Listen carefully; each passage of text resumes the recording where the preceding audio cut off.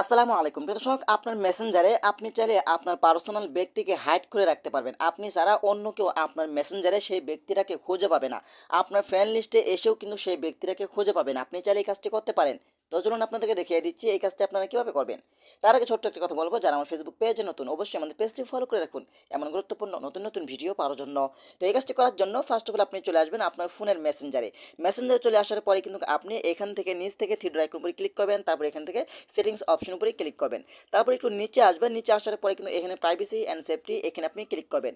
তারপর একটু নিচে আসার পরে কিন্তু এখানে আপনি দেখতে পাবেন যে হেডেন কন্ট্যাক্ট, এখানে আপনি ক্লিক করবেন। তারপর এখান থেকে উপরে মাথা আইকন উপরে ক্লিক করবেন। তারপর এখান থেকে আপনার ফ্রেন্ড লিস্টে যতগুলো ফ্রেন্ড রয়েছে এগুলো শো হবে। আপনি এখান থেকে সাপোজ আপনাদেরকে দেখানোর জন্য এখান থেকে আমি এই ব্যক্তিটাকে হাইড করব।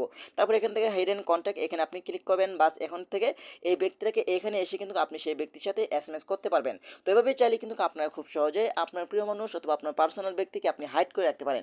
আপনি ছাড়া অন্য কেউ খুঁজে পাবে না। তো আশা করি ভিডিওটা বেশি বেশি শেয়ার করে দেবেন আপনাদের বন্ধুদের মাঝে, তারাও যেন উপকৃত হয়। ধন্যবাদ সবাইকে। আসসালামু আলাইকুম।